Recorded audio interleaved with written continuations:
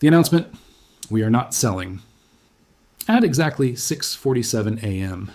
Eastern, no chart warned you, no headline prepared you. But somewhere between New York and Shanghai, the truck stopped, the vault doors stayed closed, and a single word was spoken behind the scenes. No, not delayed, not reduced, stopped. What happens when the people who control the supply refuse to sell at any price you see on your screen? What happens when paper promises meet empty warehouses? And what happens next is something the market has not seen in decades. Stay with me, because the next few minutes change everything. Welcome to Market Metal. If you've been watching markets for years, if you've lived through crashes, inflation, and broken promises, this channel was built for you. If this reminds you of something you've seen before, do yourself a favor and subscribe. Not for hype, but so you don't miss what comes before the headlines. And before we go on, tell me in the comments, where are you watching from today? The event, a supply decision that broke market assumptions. At 6:47 a.m. Eastern Time on February 4th, 2026, the silver market did not react to new data, a central bank comment, or a geopolitical headline. There was no economic report scheduled for release at that hour. Yet something changed, quietly and decisively, in a way that altered the structure of the market itself. Executives at several of the world AS largest primary silver mining companies reached the same conclusion at nearly the same time. The paper price displayed on trading screens no longer reflected economic reality. What followed was not a protest, a threat, or a negotiation tactic. It was a decision. They would stop selling refined silver into the COMEX system at the current price. To most market participants watching price charts, the move was invisible. There was no immediate spike, no dramatic candle, no flashing alert. But beneath the surface, a critical assumption that had governed the silver market for decades was quietly withdrawn. The assumption that physical supply would always appear, regardless of price. For more than 50 years, the silver market had operated on a predictable relationship. Miners produced silver, refiners processed it, and exchanges provided liquidity through futures contracts. Price discovery happened on screens, and physical metal flowed to meet contractual obligations. That system relied on one unspoken rule. Producers would continue to sell, even if prices were unfavorable, because they needed cash flow and had no alternative. On that February morning, that rule was broken. The decision was not announced through traditional press releases or investor relations briefings. Instead, it emerged through direct statements and internal guidance updates. One company made its position clear first, stating that it would withhold refined production from the spot market until prices reflected the true cost of extraction. Within hours, others followed with similar language and policy shifts. To an outside observer, this might have looked like coordinated behavior or market posturing. But from the perspective of the producers, it was neither.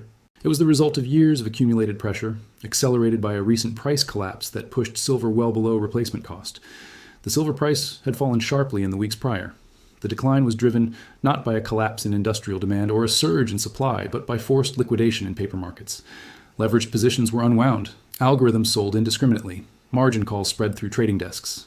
The price printed levels that made sense on a futures exchange but made no sense inside a mine. At those prices, each ounce sold represented a loss. Energy costs, labor costs, regulatory expenses, and equipment maintenance had all risen significantly over the past several years. For many primary silver producers, the all-in sustaining cost of production was already higher than the market price. Continuing to sell meant transferring value from shareholders to a pricing mechanism they did not control. For decades, miners had accepted this imbalance. They were price takers in a system dominated by financial institutions, derivatives, and speculative flows. When prices were low, they cut exploration budgets, delayed projects, and sold higher-grade ore to survive. When prices recovered, they tried to rebuild. But the cycle repeated, and each downturn hollowed out future supply. By early 2026, the margin for tolerance was gone. The key point often missed by market commentators is that miners are not traders. They cannot hedge away structural losses indefinitely. A futures contract can be rolled, a balance sheet cannot. When prices fall below replacement cost, continuing to sell does not stabilize the system. It weakens it. That is why the decision to stop selling was not framed as a demand for higher prices. It was framed as a refusal to sell at a loss. From the producer's perspective, this was a defensive action, not an aggressive one. They were not attempting to manipulate the market upward. They were declining to participate in a pricing structure that no longer reflected physical constraints. This distinction matters. In past commodity cycles, supply disruptions often came from external shocks, wars, embargoes, natural disasters. This time, the disruption came from within the supply chain itself. The producers chose to step back. The immediate effect was not a shortage on store shelves. Silver does not vanish overnight, but the implications were profound. Futures markets assume that physical delivery is always possible, even if rarely demanded. That assumption supports leverage, liquidity, and confidence. When producers signal that delivery at posted prices is no longer guaranteed, the foundation of that confidence begins to crack. Importantly, this was not a universal industry shutdown. The companies involved did not halt mining operations. They continued to extract ore, refine metal, and store inventory. The difference was where that metal would go. Instead of flowing automatically into exchange warehouses, it would remain under producer control until prices justified release. This choice shifted power dynamics that had been stable for decades. The exchange could list contracts. Traders could buy and sell paper claims. But without willing sellers of physical metal at settlement, those claims became conditional. The event also forced a reassessment of what the silver price actually represented. For years, market participants treated the futures price as the definitive value of silver. Physical premiums were considered secondary or temporary distortions. But the producer's decision highlighted a deeper truth. A price that cannot secure supply is not a clearing price. It is a reference point detached from reality. For business leaders and investors, the significance of this moment lay not in immediate price movement, but in structural precedent. Once producers demonstrate that withholding supply is viable, the assumption of infinite liquidity collapses. Every future contract is repriced by risk, not just by yield or speculation. This was why the decision reverberated beyond silver alone. Other commodity markets watched closely. Copper, platinum, and even energy producers recognized the implications. If physical producers refuse to sell below economic cost, paper markets must adapt or fail. From a historical perspective, this moment fit a familiar pattern. When price controls, financialization, or artificial suppression persist long enough, supply eventually responds. Not gradually, but abruptly. The market does not adjust smoothly. It breaks, then resets. By the end of that morning, no emergency meetings had been announced. No official statements were made by regulators. On the surface, markets appeared calm. But the underlying contract between physical reality and financial abstraction had been altered. What had occurred was not a negotiation. It was a withdrawal of consent. And once consent is withdrawn, systems built on assumption rather than constraint begin to reveal their fragility.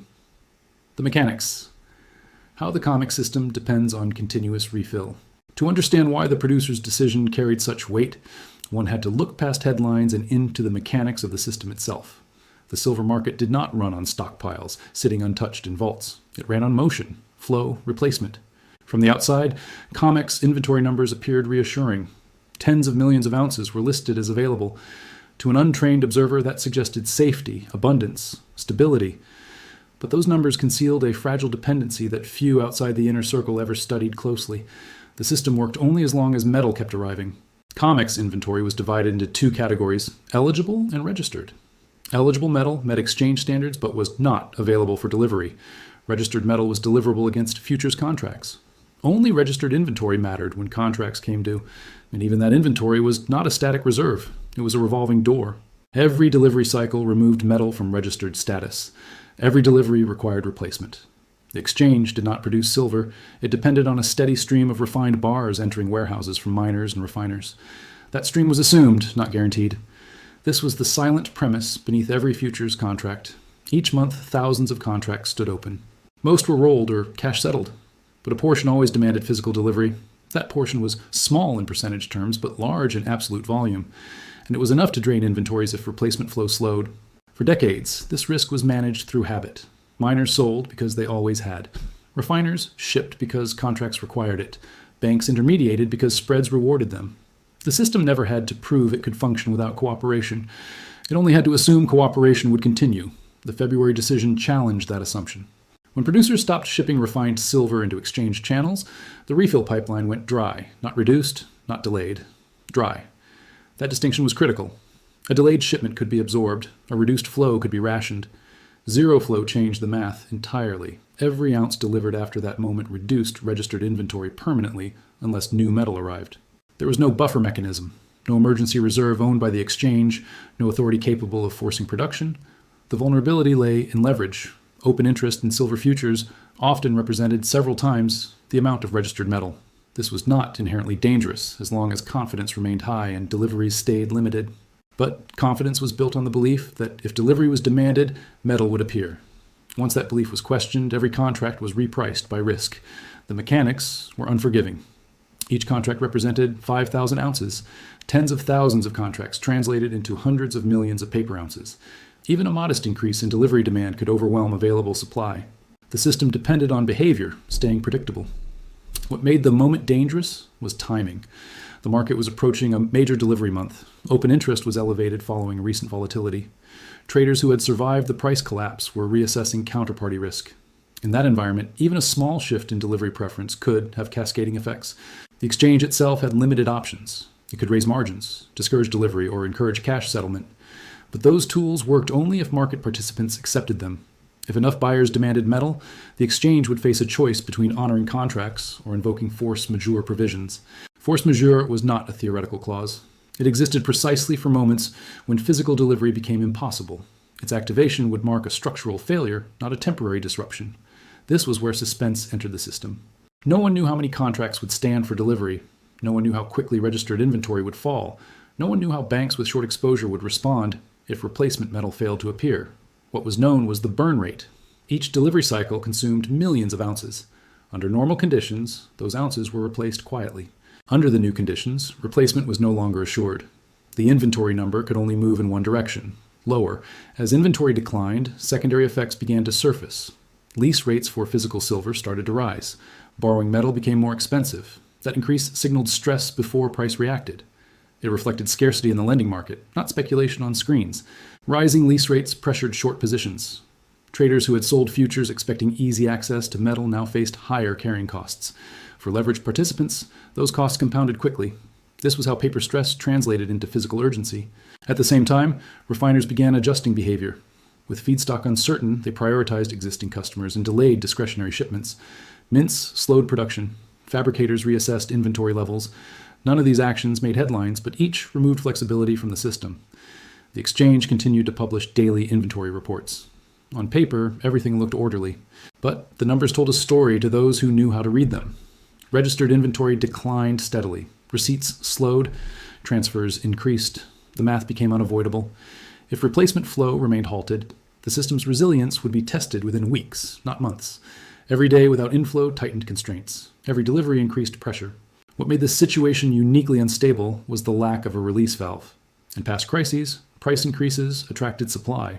This time, producers had signaled that price had to move far higher before supply would return. The usual corrective mechanism was disabled. For the first time in decades, the exchange was exposed to the physical limits it had abstracted away. The suspense did not come from panic or rumor. It came from arithmetic. Inventory minus demand minus replacement equaled a countdown. Each participant in the system watched the same numbers, knowing that behavior, not belief, would determine the outcome. This was not a story of manipulation or conspiracy. It was a story of dependency. A market built on continuous refill had discovered what happened when refill stopped. And as the days passed, one question loomed larger than all others. How long could confidence hold when the vaults were emptying and no trucks were arriving to replace what was leaving?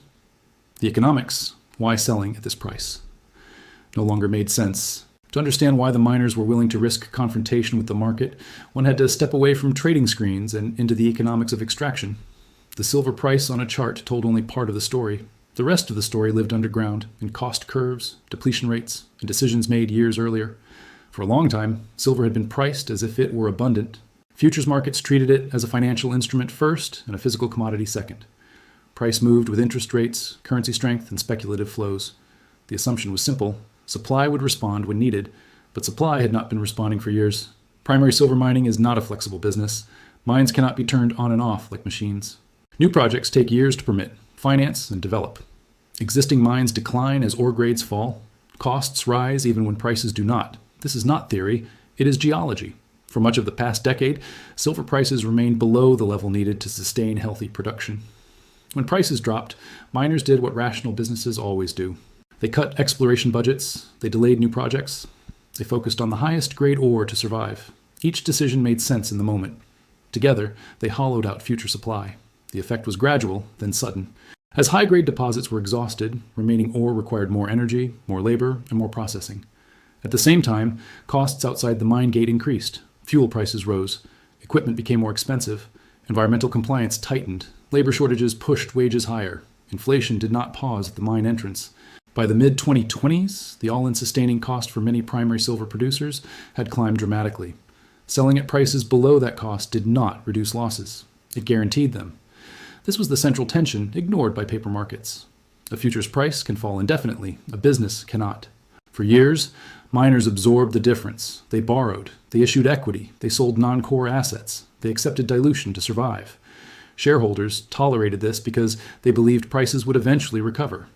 But when prices collapsed again, this time below replacement cost during a period of rising expenses, patience ran out.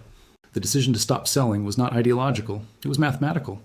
Every ounce sold below cost transferred value away from the producer. Not just today, but permanently. Silver sold at a loss could never be replaced cheaply. Reserves depleted at uneconomic prices destroyed future optionality. In that context, withholding supply became the least damaging option. What made the moment especially dangerous for the market was that this logic applied to all producers simultaneously. Each company had its own balance sheet. Each had its own shareholders. But all faced the same cost structure. All sold into the same pricing mechanism. And all reached the same conclusion. The market had priced silver as if production costs were irrelevant. The producers forced the market to confront reality. This shift exposed a deeper flaw in financialized commodities. Paper markets reward liquidity and leverage. Physical markets respond to scarcity and cost. When those two worlds diverge too far, one eventually gives way. In this case, the physical side pushed back. The miners' refusal to sell at a loss changed incentives across the system. Refiners, who operated on thin margins, could not source feedstock cheaply. Banks, which relied on leasing arrangements, faced rising borrowing costs. Industrial users, accustomed to stable supply, began to reassess inventory strategies.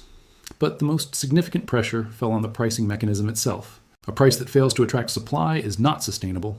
It can exist briefly, supported by leverage and confidence, but without physical reinforcement, it collapses under its own abstraction. This was why the situation carried suspense. There was no immediate explosion, no sudden announcement. The stress built quietly inside balance sheets and spreadsheets. Each day that prices remained below cost reinforced the producer's resolve. The longer the standoff lasted, the stronger their position became. History offered clear parallels. When producers control a scarce input and refuse to sell below cost, price eventually moves. This was true for oil in the 1970s. It was true for rare earths in 2010. In each case, the market dismissed early warnings as temporary disruptions. In each case, the reset was violent. What made silver different was consumption. Unlike gold, much of silver is used up. It disappears into products that are not economically recycled. Every ounce consumed reduces future availability. That reality made prolonged underpricing especially dangerous. The miners understood this. They knew that silver was not just a store of value. It was an industrial necessity. Solar panels, electronics, medical devices, and energy systems depended on it. Demand was structural, not speculative. Selling at a loss today meant guaranteeing shortages tomorrow. This realization reframed the entire debate. The question was no longer whether prices should rise. The question was whether the system could function without recognizing cost. From the producer's point of view, the answer was clear. A market that forces production below cost is not a market. It is a transfer mechanism. By withholding supply, the miners forced all participants to confront that fact. Traders could continue to exchange contracts. Prices could fluctuate. But without physical confirmation, those prices lost authority. This was the moment when paper certainty gave way to physical doubt. As weeks passed, analysts began revisiting assumptions they had ignored for years. Reserve estimates were scrutinized, cost curves were updated, supply forecasts were revised downward. The numbers no longer supported the narrative of abundance. Yet markets are slow to change beliefs. Many participants continued to trade as if nothing fundamental had shifted. They assumed producers would eventually capitulate. They assumed cash flow pressure would force sales. They assumed history would repeat itself. Now, what they underestimated was resolve.